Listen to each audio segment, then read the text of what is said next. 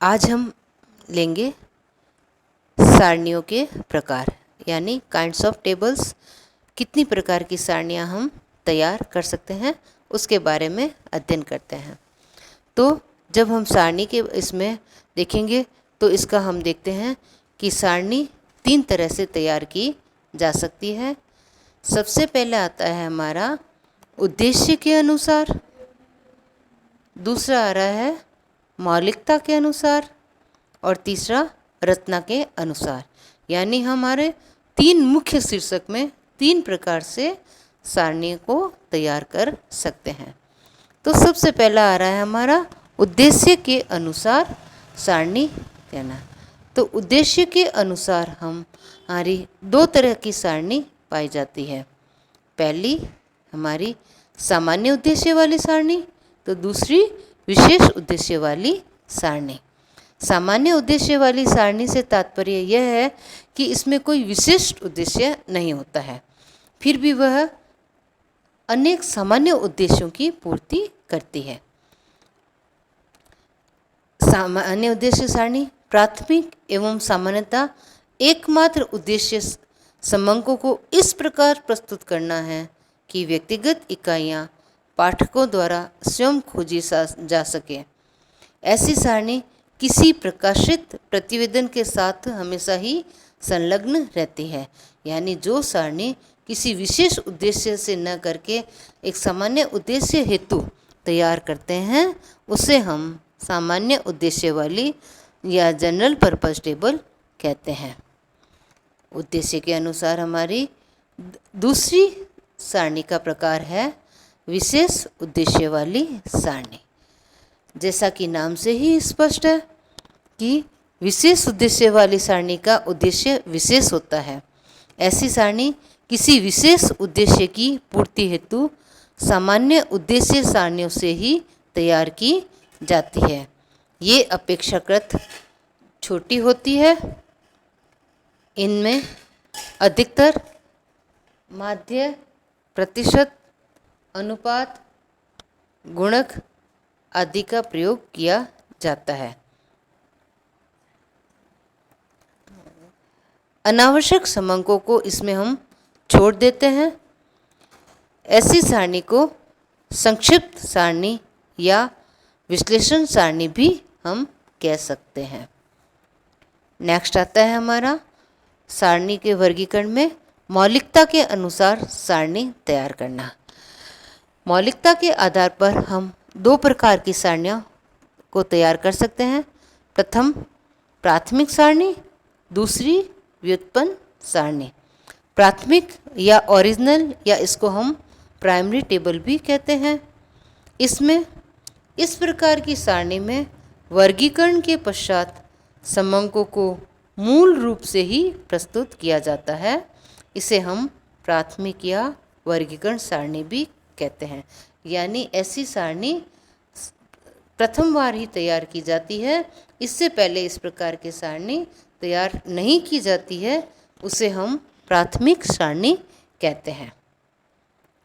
दूसरी हमारी आ रही है व्युत्पन्न सारणी या डेरिवेटिव टेबल जिसे हम कहते हैं। इसमें मौलिक समंकों के अतिरिक्त उनसे ज्ञात किए गए योग, प्रतिशत, माध्य, अनुपात व गुणक आदि को भी प्रस्तुत किया जाता है, जिसको हम व्युत्पन्न सारणी कहते हैं। अब नेक्स्ट आ रहा है हमारा कि रचना के अनुसार सारणी का निर्माण करना। तो रचना के आधार पर हम सारणी को 2 भागों में व्यक्त कर सकते हैं। एक सरल सारणी, दूसरी जटिल सारणी। सरल सारणी को हम एक गुण वाली सारणी भी कहते हैं, जिसमें समंकों को केवल एक गुण या विशेषता को ही प्रदर्शित किया जाता है, अतः इसे हम सरल सारणी कह सकते हैं। जैसे किसी बीमारी या बीमारी का रोग के आधार, जनसंख्या का राज्यों के अनुसार विवरण, छात्रों का विषय अनुसार विवरण, इसको हम जब दिखाते हैं तो इसे हम सरल या एक गुण सारणी कहते हैं। इस सारणी को, सरल या एक गुण सारणी को हम इस तरह से भी व्यक्त कर सकते हैं, जैसे classification of beggars according to health, यानी स्वास्थ्य के आधार पर बेगर्स का वर्गीकरण। तो इसको हम कैसे करेंगे? सारणी को प्रस्तुत करने के लिए सबसे पहले हमारा किसके आधार पर वर्गीकरण करना है? हेल्थ के आधार पर। हेल्थ में हमारे कौन कौन से पॉइंट हो सकते हैं कि वो ब्लाइंड हो सकता है, वो डीफ हो सकता है, डम्ब हो सकता है, मेंटली डिफेक्टिव हो सकता है, लैम हो सकता है या लेपर हो सकता है। ये बेगर्स में जो हेल्थ से संबंधित क्वालिटीज़ हो सकती है। इसको हम तो देखते हैं कि ब्लाइंड कितने हैं, डीफ कितने बेगर्स है, डम कितने बेगर्स है, मेंटली डिफेक्टिव कितने बेगर्स है, लैम यानी जो पैर से विकलांग है वो कितने बेगर्स है, और लेपर कितने हैं। इस तरह से हमने इस हेल्थ को आधार मानकर हमने बेगर्स का जो तथ्य संकलित किए हैं उनको जब हम सारणी में प्रस्तुत करते हैं तो इसमें हमारा एक ही गुण प्रदर्शित हो रहा है, वो है हेल्थ। यानी स्वास्थ्य के आधार पर जब हम वर्गीकरण करते हैं तो इस प्रकार की सारणी को सरल सारणी या एक गुण वाली सारणी कहते हैं। नेक्स्ट हमारी रचना के अनुसार दूसरी सारणी आती है जटिल सारणी। जटिल सारणी जैसे नाम से स्पष्ट है, जटिल होती है, यानी जिसको बनाना आसान नहीं होता है, थोड़ी सी कठिन होती है, इसलिए इसको हम जटिल सारणी कहते हैं। आगे इस जटिल सारणी का भी उपविभाजन किया गया है, यानी ऐसी जटिल सारणी जिसमें 2 गुण होते हैं या 3 गुण वाली हो सकती है या बहुमुखी गुण वाली सारणी भी हो सकती है। तो जब एक से अधिक गुणों का अध्ययन करना हो तो ऐसी सारणी को हम जटिल सारणी के अंतर्गत रखेंगे। जब उसमें 2 गुणों का अध्ययन करेंगे तो द्विगुण सारणी कहलाएगी, 3 गुणों का अध्ययन करेंगे तो त्रिगुणी सारणी कहलाएगी, और 3 से अधिक गुणों का अध्ययन करना है तो इसे हम बहुगुणी सारणी कहते हैं।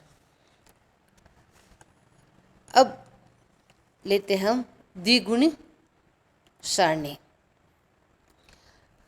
जैसे नाम से ही स्पष्ट है, द्विगुण यानी ऐसी सारणी जिसमें 2 गुणों को आधार माना जाता है। तो जिस सारणी में समंकों के 2 गुणों को प्रदर्शन किया जाता है उसे हम द्विगुण सारणी कहते हैं। जैसे हमें जनसंख्या का राज्य तथा लिंग के अनुसार हो जाता है, स्वास्थ्य और लिंग के अनुसार हो जाता है, आयु और निवास के आधार पर हो सकता है।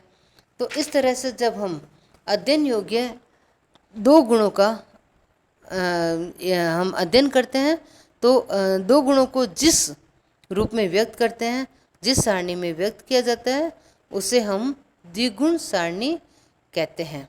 जैसे इस एग्जाम्पल में हम देख सकते हैं कि जो क्लासिफिकेशन ऑफ बेगर्स है according to health and sex, तो हमारे 2 गुण कौन से हो गए? पहला गुण हो गया हेल्थ और दूसरा हो गया सेक्स यानी लिंग। तो जब इन 2 गुणों के आधार पर हम सारणी को बनाएंगे तो इसे हम द्विगुणी सारणी कहते हैं। जैसे हेल्थ में हम वही देख सकते हैं, हेल्थ में क्या हो सकता है? Blind, deaf, dumb, mentally defective, lame and leper. इस तरह इसको हम आगे सेक्स के अनुसार और बांट देंगे, कितने मेल है और कितने फीमेल है, फिर उनका योग हम कर लेते हैं। तो इस तरह से हम देखते हैं कि इसमें इस प्रस्तुत उदाहरण में हमारे ब्लाइंड में 300 मेल है और 100 फीमेल है, यानी टोटल बैगर्स जिसको हमने हेल्थ के अकॉर्डिंग हमें अध्ययन करना है, उसमें टोटल का 400 बैगर्स है वो ब्लाइंड है। इसी तरह डीफ में लेते हैं तो डीफ बैगर्स 80 मेल है और 20 फीमेल है। तो इस तरह से हमारे टोटल 100 बैगर्स है जो बहरे हैं। उसके बाद आता है हमारा डम, यानी जो डम बैगर्स का जो हेल्थ के अकॉर्डिंग तीसरा गुण है वो है डम का। उसमें 120 बैगर्स मेल है और 80 बैगर्स फीमेल है। इस तरह टोटल 200 बैगर्स है वो डम है। नेक्स्ट हमारा हेल्थ के आधार पर आ जाता है कि कितने मेंटली डिफेक्टिव बैगर्स हैं। तो इसमें 40 मेल मेंटली डिफेक्टिव है और 10 फीमेल मेंटली डिफेक्टिव है। टोटल मेंटली डिफेक्टिव बैगर्स की संख्या हो गई 50। इसी तरह हम नेक्स्ट लेते हैं लैम, यानी 70 मेल बैगर्स और 30 फीमेल बैगर्स, यानी टोटल 100 बैगर्स लैम है। और लेपर में देखते हैं तो लेपर में मेल की संख्या है 100 और फीमेल की संख्या है 50। इस तरह हमारे टोटल हो गए 150। तो हमने टोटल 1000 बैगर्स का अध्ययन किया। उसमें 710 मेल बैगर्स है और 290 फीमेल बैगर्स है। इसमें तो पहला हमारा जो गुण था हेल्थ के आधार पर, तो हम देख सकते हैं कि 1000 बैगर्स में 400 बैगर्स ब्लाइंड है, 100 डीफ है, 200 डम है और 50 मेंटली डिफेक्टिव है, 100 लैम है और 150 लेपर है। इसी तरह 1000 में जो टोटल मेल बैगर्स है वो 710 है और फीमेल बैगर्स 290 है। तो इस तरह जब हम दो गुणों का अध्ययन करते हैं तो इसे हम द्विगुण सारणी कहते हैं। नेक्स्ट आ रहा है हमारा त्रिगुण सारणी, यानी ट्रिपल टेबल। तो जिस सारणी में समंकों के 3 गुणों को प्रदर्शित किया जाता है उसे हम त्रिगुण सारणी कहते हैं। जैसे हम प्रस्तुत उदाहरण में जो बैगर्स है, भिक्षुक यानी भिखारी है, उनका स्वास्थ्य, लिंग और मैरिटल स्टेटस वैवाहिक स्थिति, यानी 3 गुण हो गए। एक पहला गुण स्वास्थ्य, दूसरा लिंग और तीसरा हमारा वैवाहिक स्थिति। इन 3 गुणों के आधार पर जब हम कोई टेबल तैयार करते हैं तो इसे हम त्रिगुण सारणी कहते हैं। इसको हम कैसे कर सकते हैं कि देखो, पहले हम एक गुण हम पंक्तियों में दिखाएंगे। तो हमारा जो पहला गुण है वो है हेल्थ का। हेल्थ को हमने पंक्तियों में दिखा दिया। जो हमारा ब्लाइंड, डीफ, डम, मेंटली ये डिफेक्टिव, लैम और लेपर जो हमारी श्रेणी है वो हम लिख देंगे। उसके बाद में हम कॉलम में लिखेंगे कितने मेल है और कितने फीमेल है। ये हमारा सेक्स के आधार पर दूसरा वर्गीकरण हो गया। तीसरा हमारा मैरिटल स्टेटस या वैवाहिक स्थिति देखनी है तो मेल को हम पुनः उपभाग में बांटेंगे। उसमें कितने मेल वैवाहिक है और कितने अविवाहित और उनका योग कितना है। इसी तरह फीमेल को भी हम उपशीर्षक में बांट देंगे, कितनी फीमेल जो मैरिड है और कितनी अनमैरिड है और उनका योग कितना है। इस तरह हम एक तीसरा कॉलम और लगा देंगे टोटल का, जिसमें टोटल कितने मैरिड है, टोटल कितने अनमैरिड है और उन सब की ग्रांड टोटल कितनी है। इसी तरह ये रो वाइज टोटल भी लग जाएगी और कॉलम वाइज भी टोटल लग जाएगी। इस तरह से जब 3 गुणों को प्रदर्शित किया जाता है तो इसे हम त्रिगुण सारणी कहते हैं। अब लास्ट में हमारा एक आ रहा है बहुगुणी सारणी, यानी ऐसी सारणी जिसमें 3 से अधिक 4, 5, 6 गुणों का अध्ययन किया जाता है या प्रदर्शित किया जाता है, तो इस प्रकार की सारणी को हम बहुगुणी वर्गीकरण सारणी कहते हैं। इसमें हम बहुत से इसको विभिन्न भागों में वर्गीकृत करके प्रदर्शित करेंगे। जैसे प्रस्तुत सारणी में हमारा ये है बैगर्स का है। बैगर्स को किस किस आधार पे बांटना है? पहला गुण हो गया हमारा हेल्थ का, दूसरा हो गया एज का, तीसरा गुण हो गया हमारा सेक्स का, और चौथा हो गया मैरिटल स्टेटस यानी वैवाहिक स्थिति। यानी हम जब 3 से अधिक गुणों का अध्ययन करने के लिए जो सारणी तैयार करते हैं उसे हम बहुगुणी सारणी कहते हैं। जैसे यहाँ पर हमने देखो पहला गुण ले लिया हेल्थ। हेल्थ को भी हमने हेल्थ में क्या क्या इश्यूज हो सकते हैं? Blind, deaf, dumb, mentally defective, lamb और लेपर। तो उस आधार पे हमने इसको बांट दिया और अब उसका भी हमने उसका उपविभाजन कर दिया। ब्लाइंड में एज ग्रुप के अनुसार हमने इसको उपविभाजन कर दिया कि ब्लाइंड में कितने ब्लाइंड है जो 20 से 40 आयु वर्ग के हैं, कितने हैं जो 40 से 60 आयु वर्ग के हैं, और कितने हैं जो 60 से ऊपर आयु वर्ग के हैं, और उनका हमने योग लगा दिया। इसी तरह दूसरा जो स्वास्थ्य के आधार पर गुण है वो है हमारा डीप। उसको भी विभिन्न आयु वर्ग के अनुसार हमने बांट दिया। तो इस तरह से हमारे 2 गुण हैं वो पंक्तियों में आ गए। अब 2 गुण हम इधर कॉलम साइड में लेते हैं।